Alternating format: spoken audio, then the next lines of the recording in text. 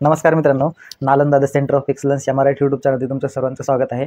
आपण एक नवीन सिरीज चालू केलेली आहे, ती म्हणजे मॅथमॅटिक्स भाग 1 किंवा मॅथ 1 पेपर 1 जो आहे महाराष्ट्र बोर्ड 10वीचा जो पेपर आहे, क्लास 10thचा जो पेपर आहे महाराष्ट्र बोर्डाचा, तर तो त्या संदर्भामध्ये एक नवीन सिरीज चालू केली आहे। तर ती म्हणजे प्रत्येक टॉपिकचं किंवा प्रत्येक टॉपिकमध्ये दिलेले जे कन्सेप्ट आहेत ते कन्सेप्ट बघणार आहे आणि त्यानंतर ते दिलेल्या टॉपिकच्या नंतर जे प्रॅक्टिस सेट आहे तर तो व्यवस्थितपणे आपण प्रॅक्टिस या ठिकाणी करून घेणार आहे। तर येणाऱ्या काळामध्ये किंवा येणाऱ्या प्रत्येक व्हिडिओमध्ये हे सिरीज असेल, टप्प्याटप्प्यामध्ये पूर्ण केले जातील। या व्हिडिओमध्ये आपण पहिला टॉपिक जो आहे मॅथ 1 अल्जेब्रा जो आहे 10वीचा, तर तो अल्जेब्रामध्ये पहिला टॉपिक आहे दोन चलातील रेषीय समीकरणे, हा टॉपिक बघणार आहे। या ठिकाणी आपलं इंट्रोडक्शन, त्याच्यामध्ये कोणत्या कोणत्या कन्सेप्ट दिलेले आहेत आणि मेथड कोणत्या यूज केलेल्या आहेत इक्वेशन सॉल्व्ह करण्यासाठी, तर ते बघणार आहे। व्हिडिओ शेवट पण नक्की बघा, तसेच हा व्हिडिओ तुमच्या मित्रांना शेअर करा आणि चॅनलवर जर पहिल्यांदा आला असेल तर Nalanda the centre of excellence या चॅनलला सबस्क्राईब करा आणि सपोर्ट करा। तर चालू करूयात आपण या व्हिडिओला। टॉपिकचं नाव आहे बघा, दोन चलातील रेषीय समीकरण म्हणजे लिनियर इक्वेशन इन 2 व्हेरिएबल्स। याचा अर्थ काय, तर दोन चल, ह्याच्यामध्ये 3 गोष्टी आहेत। तर एक रेषीय, त्यानंतर समीकरणे आणि दुसरी गोष्ट आहे हे चल। 3 गोष्टी आहेत, त्या 3 गोष्टीचा अर्थ आपल्याला समजून घ्यायचा आहे। तर त्याच्यात बघा पहिली गोष्ट आहे हे चल म्हणजे काय, तर हे चल किंवा आपण काय म्हणतो त्याला व्हेरिएबल्स म्हणत असतो इंग्लिशमध्ये। व्हेरिएबल्स कशाला म्हणायचं, तर जे सिम्बॉल आहे आपण मॅक्झिमम किंवा मॅथमॅटिक्समध्ये ABCD किंवा XY MN AB अशा पद्धतीचे जे सिम्बॉल यूज करत असतो त्या सगळ्या सिम्बॉलला काय म्हणतात, चल म्हणतात। तर त्याची जर डेफिनेशन सांगायची झाली तर डेफिनेशन काय असेल, तर व्हेरिएबलची symbol usually standing for unknown numbers. जे अननोन नंबर्स असतात त्या नंबरच्या जे शेजारी जो सिम्बॉल असतो तर त्याला काय म्हणतो आपण, तर व्हेरिएशन किंवा चल। फॉर एक्झाम्पल, तर हे 7 नंबर आहे, त्याच्यानंतर x 7x + 2y, हे 7 नंबर x हे व्हेरिएशन, त्याच्यानंतर 2 नंबर आहे y व्हेरिएशन आहे, इज इक्वल टू किंवा प्लस 12 इज इक्वल टू 0। हे पूर्ण काय झालं, एक इक्वेशन झालं। पण ह्याच्यामध्ये पार्ट काय, हा 7 नंबर आहे, 2 नंबर आहे आणि हे 12 नंबर आहे। ह्या 7 आणि 7 सोबत जो व्हेरिएबल आहे, 7 सोबत जो सिम्बॉल आहे त्याला काय म्हणतो आपण, व्हेरिएबल। इथं x आहे, इथं y। असं नाही की प्रत्येक ठिकाणी x आणि yच असेल, तर अल्फाबेट्स जेवढे आहेत लेटर्स इंग्लिशमध्ये ते सगळेच काय असू शकतात, व्हेरिएबल्स असू शकतात। प्रत्येक इक्वेशनमध्ये किंवा प्रत्येक प्रॉब्लेममध्ये वेगवेगळ्या पद्धतीचे सिम्बॉल्स यूज केले असतात। त्यामध्येच आपण बघितलं की A पासून Z पर्यंत। तर मॅक्झिमम टाईमला म्हणजे 99% काय असतं, तर x आणि yच लहानपणापासून आपण ऐकत आलेलो आहे, त्यामुळे तेच यूज केलं जातं। तर पुढची गोष्ट आहे, हे झालं व्हेरिएबल्स। पुढचं आहे रेषीय शेवटी बघू आपण समीकरण। तर समीकरण किंवा इक्वेशन आपण कशाला म्हणतो, इक्वेशन्स। पहिलं टॉपिक इलॅबोरेट करतोय आपण, दोन चलातील रेषीय समीकरणे। आपण चल म्हणजे काय बघितलं, व्हेरिएबल्स XYZ किंवा ABCD पासून जे पुढे सगळे सिम्बॉल आहेत, लेटर्स आहेत, त्यांना काय म्हणतो, चल म्हणतो, जे एखाद्या नंबरसोबत स्टँड केले असतात, नंबरसोबत आलेले असतात।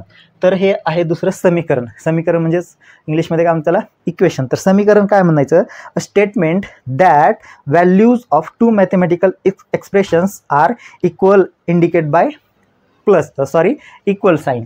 हे जे इक्वल साईन आहे, इक्वल साईनच्या उजव्या साईडला आणि इक्वल साईनच्या डाव्या साईडला जे इक्वेशन दिलेले आहेत किंवा जे स्टेटमेंट आहे त्याला काय म्हणतो आपण, इक्वेशन म्हणतो। तर उदाहरणार्थ जर ह्याचं बघायचं झालं तर हे आहे तुमचं इक्वल टूचं साईन आहे ना। तर त्याच्यामध्ये तुम्ही म्हणाल 5x - 2y is equal to 12, हे काय झालं, इक्वेशन झालं। ह्यालाच काय म्हणतो आपण, इक्वेशन। मग इक्वेशनमध्ये कोणत्या कोणत्या गोष्टी आहेत, व्हेरिएबल आहे, त्याच्यानंतर एक नंबर आहे म्हणजे ह्याला काय म्हणतो, कोएफिशियंट म्हणतो आपण 5, त्याच्यानंतर हे 2 नंबर आहे आणि त्याच्यासोबत काय व्हेरिएशन आहे, हे झालं इक्वेशन म्हणतो आपण ह्याला। तशा पद्धतीने आपण काही सांगू शकतो, 2m + 5n is equal to 6, अशा पद्धतीनं वेगवेगळ्या पद्धतीचे एक इक्वेशन आपण सांगू शकतो। हे झालं व्हेरिएशन आणि इक्वेशन। तर पुढचं आहे हे रेषीय काय आहे, तर हे रेषीय म्हणजे आपण जे चल आणि हे बघा व्हेरिएशन आणि नंबर्स किंवा कोइफिशियन्स, चल आणि समीकरण जे बनवलेलं आहे, चलाचा वापर किंवा संख्यांचा वापर करून जे आपण समीकरण बनवलेलं आहे, तेच समीकरण ज्यावेळेस आपल्याला अशा पद्धतीचा एखादा ग्राफ दिला जातो, त्या ग्राफवरती आता हे समीकरण आहे, त्या समीकरणाला सॉल्व्ह करून ग्राफवरती आपल्याला काय करायचं आहे, हे x अक्ष आणि हे वाय अक्ष, इथं तुमचं 0 1 2 3 4 जे असेल ते. तर ज्या वेळेस आपण हे समीकरण सॉल्व करून ग्राफवरती ड्रॉ करत असतो, एकतर ते अशा पद्धतीने आलेलं असते किंवा एकतर ते अशा पद्धतीने आलं, म्हणजे ते एका लाईनमध्ये असते. त्याच्यामुळं ह्या समीकरणांचा अभ्यास किंवा अशा पद्धतीच्या संकल्पनांचा अभ्यास आपल्याला या टॉपिकमध्ये करायचं आहे. म्हणजे पहिली गोष्ट काय, तर आपण या टॉपिकला काय, ह्या लेसनचं चॅप्टरचं नाव आहे, तर त्याला काय केलेलं आपण इलॅबोरेट केलं, म्हणजेच 2 चलातील रेषीय समीकरणे. 2 चल वापरले असतील, ज्याच्यामध्ये 2 चल असतील ते, त्याच्यानंतर त्यांचं डायग्राम काय असणार आहे किंवा किती पद्धतीने आपण ड्रॉ करू शकतो, सॉल्व करू शकतो ते, आणि समीकरण. म्हणजे 3 गोष्टी आपण अभ्यासल्या इथे. रेषीय म्हणजे काय, त्याच्यानंतर समीकरण म्हणजे काय, आणि तिसरी गोष्ट व्हेरिएबल्स किंवा चल म्हणजे काय. 3 गोष्टींचा अभ्यास केलेला आहे. तर याच्या पुढचा जो टॉपिक आहे किंवा याच्या पुढच्या ज्या गोष्टी आहेत त्या आपण बघूयात. तर आता आपल्याला बघायचं की 2 चलातील रेषीय समीकरणाची डेफिनेशन काय, म्हणजे 2 चलातील रेषीय समीकरण कशाला म्हणायचं आहे ना. आपण इक्वेशन बघितलं, व्हेरिएबल बघितलं किंवा लिनर बघितलं, म्हणजे रेषीय वर्गिक समीकरण, आणि दुसरी गोष्ट काय बघितलं आपण, चल बघितलं. हे 3 गोष्टी बघितल्या. त्याच्यानंतर इक्वेशन कशाला म्हणायचं आहे ना, का प्रत्येक गोष्ट इक्वेशन असणार आहे का नाही. तर 2 चलातील रेषीय समीकरण कशाला म्हणायचं ते बघूया. तर त्याची एक डेफिनेशन आहे, त्याचे कंडिशन आहेत, काय काय गोष्टी असायला पाहिजे त्याच्यामध्ये. तर पुस्तकामध्ये त्यांनी दिलेलं आहे, त्याचं डेफिनेशन सांगतो मी तुम्हाला. अन इक्वेशन विच कंटेन्स 2 व्हेरिएबल्स, त्याच्यामध्ये काय पाहिजे, 2 व्हेरिएबल्स पाहिजे, 2 व्हेरिएबल्स. त्याच्यानंतर and the degree of each term containing variable is 1. तर डिग्री किती असायला पाहिजे त्याची, DEGREE, डिग्री 1 असायला पाहिजे. आणि त्याच्यानंतर is called a linear equation, म्हणजे ज्या इक्वेशनमध्ये 2 व्हेरिएबल्स असतील आणि त्याला काय असेल, त्याची एक डिग्री असेल, म्हणजे प्रत्येक व्हेरिएबलची डिग्री किती असेल, 1 असायला पाहिजे. तर अशा जे इक्वेशन आहे त्याला काय म्हणतो आपण, लिनियर इक्वेशन इन 2 व्हेरिएबल्स. तर फॉर एक्झाम्पल ह्याचा एक जनरल फॉर्म आहे ना, हे जे इक्वेशन्स असतात अशा पद्धतीचे त्यांचा एक फॉर्म असतो, आणि तो फॉर्म काय असतो, त्यांचं एक स्वरूप असतं. ते कशा पद्धतीने असते बघा, जनरल फॉर्म म्हणतो आपण त्याला. दिलेलं आहे त्यांनी ax प्लस त्याच्यानंतर by plus c is equal to 0. आपण बघितलं की बरोबर चिन्हाच्या डाव्या साईडचा आणि उजव्या साईडचा जे मिळून सगळा भाग आहे त्याला काय म्हणतो आपण, समीकरण म्हणत असतो. आता हे समीकरण दिले, त्याच्यामध्ये किती व्हेरिएबल्स पाहिजे, लिनियर इक्वेशन 2 व्हेरिएबलमध्ये 2 व्हेरिएबल्स पाहिजे. आहेत आपल्याकडे 2 व्हेरिएबल्स, एक्स आणि वाय, हे 2 व्हेरिएबल्स आहेत. मग ए, बी आणि हे सी काय, तर हे ए, हे बी आणि हे सी जे आहे, तर त्याला आपण काय म्हणतो, सहगुणांक किंवा इंग्लिशमध्ये कोइफिशियंट, काय म्हणतो आपण त्याला, कोइफिशियंट. कळलं एवढं. तर ए हे नंबर आहे, बी हा नंबर असणार आहे, सी हा नंबर असणार आहे.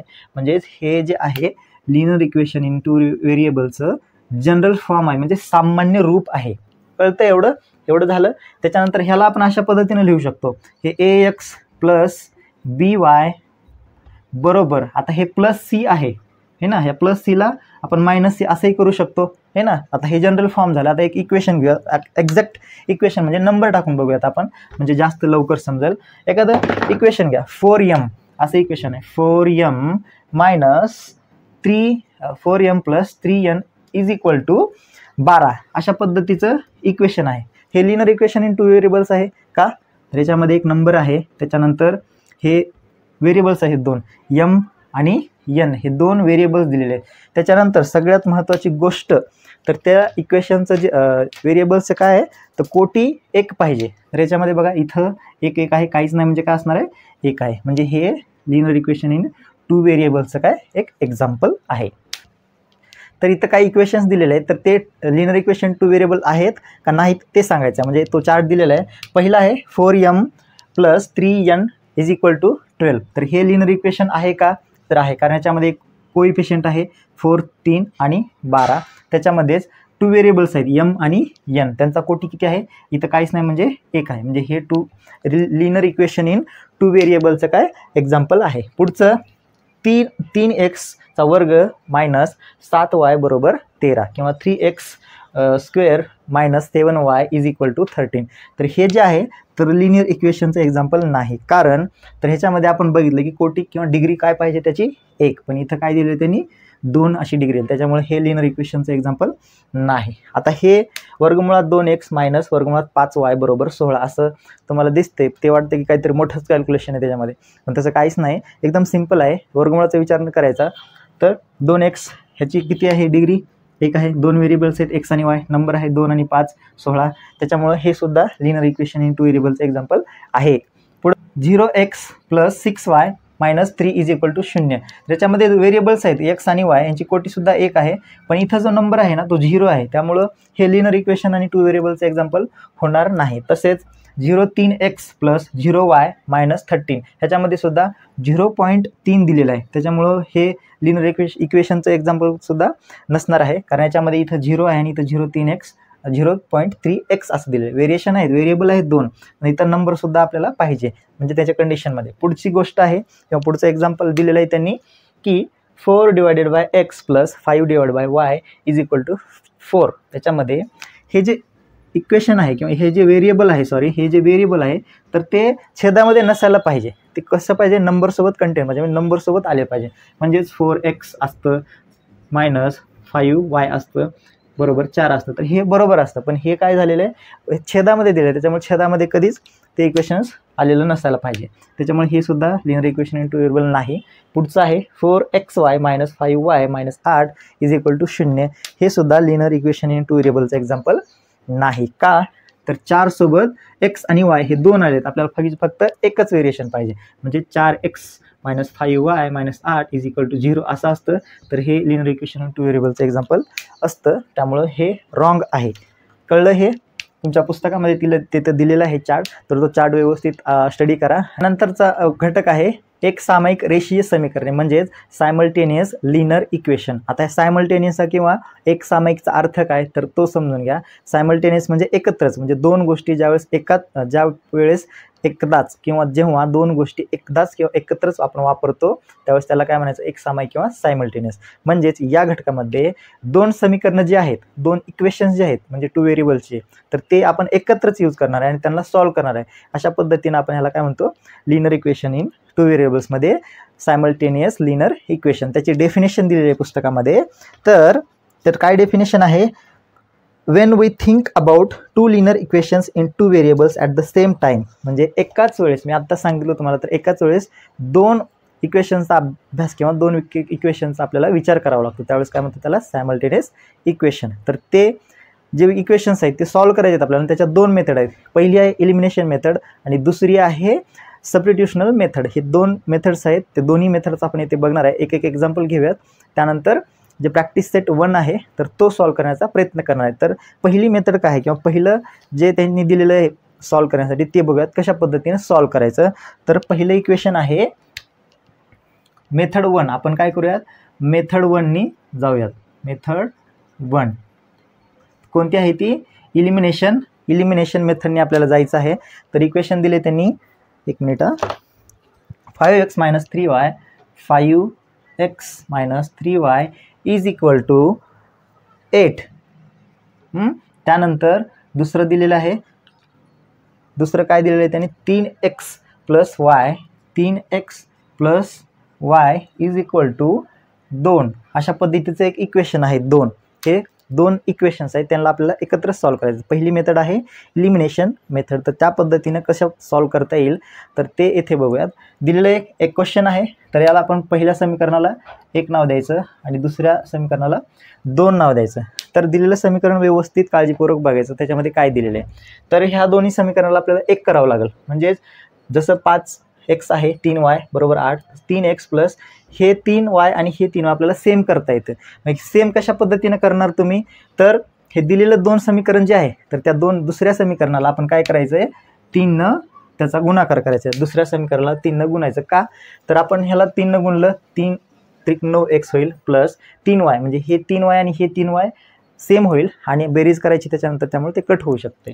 मग बघा इथं काय लिहिणार तुम्ही, समीकरण 2 ला 3 ने गुणूया असं किंवा गुणणे असं करा. समीकरण 2 ला 3ने गुणल्यावर काय होते बघा, 3 त्रिक 9x प्लस 3y बरोबर 3 दुनी 6. हे तिसरं समीकरण भेटलं आपल्याला, समीकरण नंबर 3. असं नाव द्यायचं प्रत्येक समीकरणाला, म्हणजे डायरेक्ट आपल्याला मागं पुढं बघता येऊ शकते.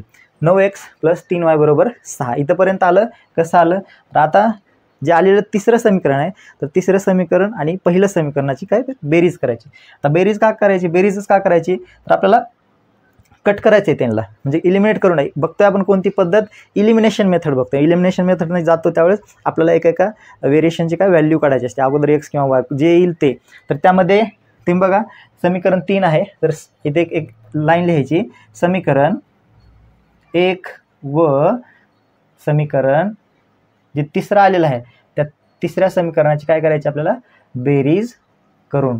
अशा पद्धतीने क्वेश्चन सॉल्व करताना व्यवस्थित लिहायचं. तर बघा काय होईल, 5x minus 3y is equal to 8. त्यानंतर तिसरं समीकरण आहे 9x प्लस 3y बरोबर 6. अशा पद्धतीचे दोन समीकरण यांची आपल्याला बेरीज करायची आहे. आता हे 5 आणि 9x म्हणजे किती एक झाले, 5 9 आणि 14x बरोबर हे 3x minus 3x plus 3y minus 3y plus 3y असे जे आहे ते कट होणार बरोबर. 8 आणि 6 14 आले. हे x बरोबर 14. हे इकडचं जे 14 आहे तर इकडं काय होईल, भागाकारात जाईल 14. त्याच्यामुळं x बरोबर, थांबा इकडे लिहूयात. तर इथं काय आलं, 14x बरोबर 14. तर हे xला x इथं घ्यायचं बरोबर 14. इथं गुणाकारामध्ये आहे म्हणून इथं काय होईल, भागाकारात जाईल 14. तर x बरोबर 14 14ला भाग दिला किती राहिला, 1 आला. म्हणजे x बरोबर, x ची व्हॅल्यू किती आली, 1 आली. काय आली, x ची व्हॅल्यू 1 आली. इथं असं त्याला बॉक्स करायचं आणि ते म्हणून किंवा देअरफॉरचं सिम्बॉल द्यायचं. आता हे x बरोबर 1 आलेलं आहे. तर ही जी x ची व्हॅल्यू आहे ह्या कुठल्याही एका समीकरणामध्ये काय करायचं आपल्याला ठेवायची आहे. मग तुम्ही कुठल्या समीकरणामध्ये ठेवणार, हे x बरोबर 1 ची व्हॅल्यू म्हणजेच x बरोबर 1 ही किंमत समीकरण कितीमध्ये ठेवणार तुम्ही सांगा मला, समीकरण 2 मध्ये ठेवायची. समीकरण 2 मध्ये ठेवायची. समीकरण 2 काय मग, म्हणजे इक्वेशन 2 काय तर 3x प्लस y बरोबर 2 हे समीकरण 2 आहे. तर याच्यामध्ये x ची व्हॅल्यू ठेवायचं आहे. 3x किती आहे 1 प्लस y बरोबर 2. तर हे सॉल्व करा. 3 गुणिले 1 म्हणजे 3 प्लस y बरोबर 2. आता हे y इथंच राहील बरोबर. हे 2 आहे. आता इथं प्लस आहे म्हणजे 3 इथं काहीच नाही म्हणजे काय प्लसचं चिन्ह आहे. म्हणजे हे जे 3 आहे इकडलं गेलं बरोबरच्या चिन्हाच्या दिवसाला गेल्यावर काय मायनस होणार, -3 होणार. म्हणजे y बरोबर -1. 3 मधून 2 मधून किंवा 3 मधून 2 गेले 1 राहिले आणि मोठ्या संख्येचं चिन्ह काय इथं मायनस आहे. म्हणजे y बरोबर किती आलं, 1 आलं. ह्याला असं बॉक्स करायचं. प्रत्येक उत्तराला x ची व्हॅल्यू आली बॉक्स करा, y ची व्हॅल्यू आली बॉक्स करा आणि सगळ्या शेवटी एक लाईन लिहायची, अशी 3 डॉट्स लिहायचे आणि लिहायचं x कंसामध्ये x, y बरोबर x ची व्हॅल्यू किती आहे 1, y ची व्हॅल्यू -1 असं लिहायचं. ही या समीकरणाची उकल आहे. अशा पद्धतीने तुम्हाला हे लिहावं लागेल तरच फुल मार्क पडतील. याला प्रत्येक प्रोसेसला मार्क असते. हे झालं इलिमिनेशन मेथड. आपण बघितली पहिली इलिमिनेशन मेथड. तर दुसरी मेथड आहे सबस्टिट्यूशनल मेथड. तर त्या मेथडनी तेच इक्वेशन कशा पद्धतीने सोडवायचं आणि आन्सर कसं सेम येते ते बघूयात आपण. तर हे कुठली मेथड आहे आपली दुसरी जे बघतो ते सबस्टिट्यूशनल मेथड आहे. दिलेले इक्वेशन्स आहेत ते एका खाली एक मांडून घ्यायचं. म्हणजे 5x minus 3y is equal to 8 ह्याला एक नाव द्या.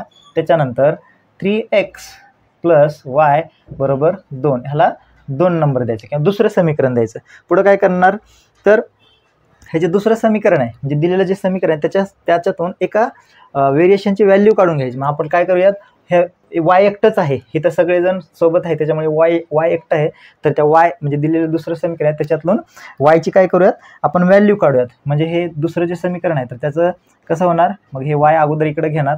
y बरोबर काय नाही तर 2 आलं. त्याच्यानंतर हे प्लसच्या इकडल्या साईडला मग प्लसच्या उजव्या साईडला गेल्यावर काय होणार मायनस होणार 3x. हे काय झालं तर समीकरण 3 म्हणूयात आपण ह्याला. हे झाली y ची व्हॅल्यू. y बरोबर 2 मायनस 3x हे झालं y ची व्हॅल्यू. आता ही जी आलेली y ची व्हॅल्यू आहे तर ती आपल्याला काय करायचं आहे, समीकरण एकमध्ये टाकायचं आहे. म्हणजे सबस्टिट्यूशनल मेथड जे आहे, सबस्टिट्यूशनल मेथडनी आपण हे सॉल्व करतोय. तर कसं होणार हे 5x मायनस 3y बरोबर 8 आहे ना.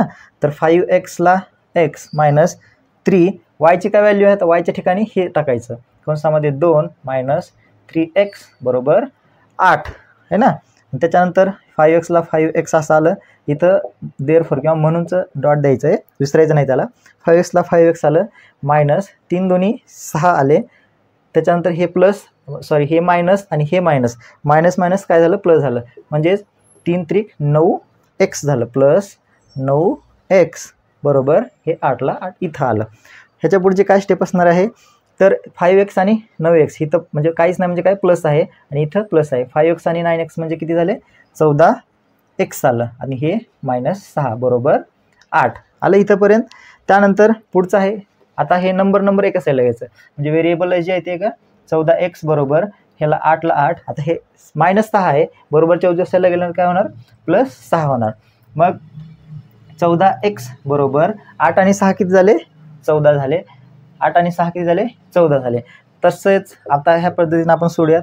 तर x साईडला राहिला, त्याच्यानंतर हे जे 14 आहे तर इथं गुणाकारामध्ये आहे, मग उजव्या साईडला गेल्यानंतर किंवा बरोबरच्या दुसऱ्या साईडला गेल्यानंतर काय होणार भागाकार, ह्याचा काय भागाकार x बरोबर 1, 14 1 14, x ची व्हॅल्यू किती आली 1 आली. अगदी त्याच पद्धतीनं आपल्याला x ची व्हॅल्यू भेटलेली आहे. आता आपल्याला काय करायचे, तेच x ची व्हॅल्यू कुठल्या तर त्या 3 पैकी एका समीकरणामध्ये टाकून आपल्याला y ची व्हॅल्यू भेटत असते. तसंच त्यामुळं आपण काय करणार आहे, दिलेली जी आलेली x ची जी व्हॅल्यू आहे तर आपण काय करणार आहे, आलेलं इक्वेशन 3 जे आहे 3 आहे 2 आहे कोणतंही एका इक्वेशनमध्ये तुम्ही टाकू शकता. आपण काय करू 3 मध्ये टाकूयात. इथं काय लिहिणार तुम्ही, x बरोबर 1 ही किंमत किंवा व्हॅल्यू समीकरण कितीमध्ये टाकणार, समीकरण 3 मध्ये टाकूयात आपण, 1 2 3. तर समीकरण 3 मध्ये टाकू किंवा 3 मध्ये ठेवू. काय सॉरी 3 नंबरचं समीकरण काय, y बरोबर 2 मायनस 3x. तर y बरोबर 2 मायनस 3, x ची किंमत किती आली 1, y बरोबर 2 मायनस 3 1 3, y बरोबर 2 मधून 3 गेले 1 राहिले. आता 3च्या सोबत एक मायनसचं सिम्बॉल आहे, म्हणजे मोठी आहे संख्या 3, मग मोठ्या संख्येचं चिन्ह येणार 1 येणार, म्हणजे y बरोबर मायनस 1. तर मागचं जे मेथड बघितली होती आपण कुठली इलिमिनेशन मेथडमध्ये, त्याच्यामध्ये सुद्धा x बरोबर 1 आणि y बरोबर मायनस 1 आलेलं होतं. तुमच्याकडे जर असेल, तुम्ही जर लिहून घेतलं असेल तर त्या ठिकाणी बघू शकता तुम्ही. तर दोन्ही पद्धतीने आपल्याला सेम व्हॅल्यू येतात x आणि yच्या, म्हणजे x बरोबर 1 आणि y बरोबर मायनस 1. तर लास्टला एक काय लाईन लिहू शकतो आपण की कंसामध्ये x y बरोबर कंसामध्ये x ची व्हॅल्यू 1 आणि y ची व्हॅल्यू मायनस 1, ही या समीकरणाची उकल आहे. असं एक शेवटी एक लाईन लिहायची शुद्ध अक्षरामध्ये. ओके, कळलं हे. आपण बघितलं की सायमल्टेनियस इक्वेशन कशा पद्धतीने सॉल्व करायचं, म्हणजे एक मेथड आहे तुमची इलिमिनेशन मेथड, दुसरी मेथड आहे सायमल्टेनियस मेथड. हे एक पद्धतीचं उदाहरण झालं. अजून एक पद्धतीचं एक एक्झाम्पल आहे, तर ते कशा पद्धतीने सॉल्व करायचं ते आपण बघूयात. या ठिकाणी बघा एक इक्वेशन दिलेलं आहे, तर ते कोणतं इक्वेशन आहे, 15x प्लस 17y बरोबर 21, 17x प्लस 15y बरोबर 11. हे दोन जे दिलेले इक्वेशन्स आहेत किंवा समीकरण तर एका खाली एक मांडून घ्यायचे. बघा मांडून घ्या असे, 15x प्लस 17y बरोबर 21, त्याच्यानंतर 17x प्लस 15y बरोबर 11. समीकरण 1 नाव देऊ ह्याला समीकरण 2 अशा पद्धतीनं नाव देऊ. आता ह्याचा जर आपण व्यवस्थित विचार केला, ह्याच्या जर व्यवस्थित लक्ष दिलं तर आपल्याला काय दिसेल, तर हे इक्वेशन्स आहेत किंवा ह्याच्यामध्ये जे नंबर्स आहेत, आपण नंबर्सला काय म्हणतो, म्हणजे व्हेरिएबल सोबत जे नंबर आले त्याला काय म्हणतो, कोइफिशियंट म्हणत असतो किंवा सहगुणक म्हणत असतो. ते सहगुणक जे आहेत तर ते काय झाले, इंटरचेंज झालेत. म्हणजे बघा 15x आहे तर इथं 15y झालेलं आहे, 17y जे आहे तर ते 17x, म्हणजे इंटरचेंज झालेले आहेत. त्यांचे जे कोइफिशियंट जे आहेत ते काय झालेले आहेत, इंटरचेंज झाले. तर त्यांना आपल्याला काय करायचं आहे, अशा प्रकारचे गणित सोडत असताना आपल्याला काय करावं लागेल, तर पहिली गोष्ट जी आहे तर ह्यांची बेरीज करून हे सोडावं लागेल आणि त्याच्यानंतर त्यांची वजाबाकी करून ते सोडावं लागतील इक्वेशन. तर आपण काय करूयात, पहिल्यांदा बेरीज करू आणि आलेल्या ह्याच्यातून म्हणजे स्टेप बाय स्टेप कसं होईल ते बघा. पहिल्यांदा ह्या समीकरण बघा, इथं ह्या समीकरण 1 व समीकरण 2ची बेरीज करूयात आपण. पहिले बेरीज केल्यानंतर काय येईल बघा, तर 15x आपल्याला बेरीज करायचं आहे. 15 आणि 17 किती झाले तर 32x होईल. 32x प्लस त्याच्यानंतर 32y बरोबर 21 आणि 11 किती झाले 32. आता हे सगळ्या ठिकाणी 32 32 32 आलेलं आहे, म्हणजे बरोबरच्या डाव्या साईडला आणि बरोबरच्या उजव्या साईडला. तर आपण काय करूया, तिथं एक स्मॉल एक गोष्ट आहे. तर तिथं काय करायचं आहे, 32ने दोन्ही भागाला भागून घ्यायचं, म्हणजे बरोबरच्या उजव्या साईडला आणि बरोबरच्या डाव्या साईडला दोन्ही ठिकाणी 32ने भागून घ्यायचं आहे. तर इथं लिहिणार की समीकरण, म्हणजे ह्याला काय समीकरण 3 देऊयात आपण नाव, समीकरण 3. तर समीकरण 3ला काय करू आपण, समीकरण 3ला किंवा 3च्या दोन्ही भागास 32ने भागू. 32ने भाग दिला आपण तर काय होणार बघा, 32x plus 32y divided by 32 बरोबर इथं काय होणार 32 भागिले 32. तर काय होणार ह्याचं उत्तर, तर हे 32 कटले, हे 32 कटले आणि हे 32 कटले, म्हणजे काय झालं 32 1 32 32, इथं एक आलं, इथं एक आलं. मग इथं काय येणार ह्याचं उत्तर, x प्लस वाय बरोबर हे काय झालं, हे कटलं, इथं आलं 1, म्हणजे x प्लस वाय बरोबर 1. हे आपल्याला किती इक्वेशन भेटलं, चौथ्या नंबरचं इक्वेशन भेटलं. आलं इथंपर्यंत बरोबर. त्यानंतर पुढची गोष्ट आहे, इक्वेशन किती आले आपल्याला 1 2 आणि हे इक्वेशन नाही म्हणणार ह्याला आपण, तर ह्याला आपण असंच केलेलं आहे कारण त्याचा भागाकार, सॉरी हे असं नका करू ह्याला. तर हेच इक्वेशन आपलं 3 नंबरचं आहे. कोणतं, x प्लस वाय बरोबर 1, हे इक्वेशन नंबर 3 झालं आपलं. त्यानंतर पुढचं काही प्रोसेस आहे, तर x प्लस वाय बरोबर 1 आलं, तर ती पुढची गोष्ट आहे ह्याच्यानंतरची, ह्याला समीकरण नंबर 3 नाव दिलं. आता काय करायचं आपल्याला, समीकरण 1 मधून समीकरण 2 वजा करायचं. जसं समीकरण 1 आणि समीकरण 2ची बेरीज केली ती आणि आपल्याला नवीन इक्वेशन भेटलं, बेरीज केलं, त्याच्यानंतर ह्याचा भागाकार आलेल्या संख्येनं, तर ते इक्वेशन नंबर 3 भेटलं. तर पुढची प्रोसेस काय, जसं यांची बेरीज केली आपण तशीच ह्यांची काय वजाबाकी करायची. मग इथे एक सेंटेन्स लिहितो मी, समीकरण 1 व 2ची वजाबाकी करू. मग काय होणार वजाबाकी केलं, 15x प्लस 17y बरोबर किती 21, त्याच्यानंतर 17x प्लस 15y बरोबर 11. ह्याची काय करायचं आपल्याला वजाबाकी करायचं, म्हणजे सगळीकडे काय मायनसचं चिन्ह द्यावं लागेल तुम्हाला. तर काय होईल बघा, वजाबाकी केल्यानंतर 15 आणि 17मधून 15मधून किंवा 17मधून 15 गेले, 2 राहिले, 2x, पण 2x राहिले तर 17चं चिन्ह मोठं आहे म्हणून इथं मायनस 2x आलं. त्याच्यानंतर हे जे चिन्ह आहे, तर 17 आणि एक मायनस आणि एक प्लस आहे, इथं मायनस आणि इथं प्लसचं, 17मधून 15 गेले, 2y राहिले. आता चिन्ह कोणतं घ्यायचं इथं, तरी 17 मोठं आहे, 17चं प्लसचं, म्हणजे 2x प्लस 2y बरोबर 21मधून 11 गेले, किती राहिले 10 राहिले हे ना, इथं मायनस आहे पण 21चं चिन्ह काय प्लस मोठं आहे. हे झालं तुमचं नवीन. आता या ठिकाणी 2 कॉमन आहे, सॉरी 2 आहे. आता आलेल्या जो इक्वेशन भेटलं आपल्याला त्याला काय करायचं, आपल्याला ह्या बरोबरच्या उजव्या साईडला आणि बरोबरच्या डाव्या साईडला दोन्ही बाजूस, समीकरणाच्या दोन्ही बाजूस आपण काय करायचं, 2 भागायचं, भागू. काय होईल बघा, मायनस 2x प्लस 2y बरोबर 10. ह्याला आपल्याला काय करायचं आहे, भागाकार द्यायचा आहे. दोन्ही ठिकाणी आपल्याला काय भाग घालायचा आहे. तर काय होईल, हे 2 गेलं, हे 2 गेले, 2 कटले, तर काय होईल मायनस x प्लस y बरोबर हे किती होईल, 2 जर ह्याला भाग दिला तर काय होईल, याचं 5 येईल. आलं ह्या पद्धतीनं. हे झालं इक्वेशन 4, इक्वेशन नंबर 4 म्हणून आपण ह्याला. हे इक्वेशन 1 2 म्हणजे इक्वेशन 1 2 हे नंबर 3चं इक्वेशन आणि नंबर 4चं इक्वेशन आलेलं आहे. हे 4 इक्वेशन भेटले आपल्याला. आता आपली पहिली मेथड जी इलिमिनेशन मेथड जी बघितली आपण ती पहिली, तर त्या मेथडनी ह्या समीकरण 3 आणि समीकरण 4 काय करायचं आपल्याला सॉल्व करायचं. तर ते कशा पद्धतीने सॉल्व करायचं इथे घेतो, हे लिहून घेतलं असेल तुम्ही. तर पुढची प्रोसेस आहे बघा, ह्या समीकरण 3 आणि समीकरण 4ला काय करायचं आहे सॉल्व करायचं. ते कशा पद्धतीने करणार, किंवा समीकरण 3 आणि समीकरण 4ची काय बेरीज करायची. समीकरण 3 काय होतं, तर समीकरण 3 जे होतं ते आपलं x प्लस y बरोबर 1. समीकरण 4 काय आहे, मायनस x प्लस y बरोबर 5. अशा पद्धतीनं समीकरण 3 आणि समीकरण 4 आहे. ह्यांची काय करायची आपल्याला बेरीज करायची आहे. हे याचं मायनस चिन्ह आणि ह्या 2 समीकरणांची बेरीज. तर याची बेरीज काय येईल, 5 आणि 1 6 येईल. त्याच्यानंतर हे प्लस प्लस आहे म्हणजे 1y आणि दुसरं 1y म्हणजे हे 2y झाले. त्याच्यानंतर हे -x आणि हे +x कट झाले, म्हणजे 2y बरोबर 6 आलं. तर आपण ह्याला सॉल्व करू अजून y. तर हे गणित गुणाकारात आहे इकडल्या साईडला, मग इकडे गेलं बरोबर बेरजेचं तर भागाकार होणार 2 गुणिले 6 भागिले 2.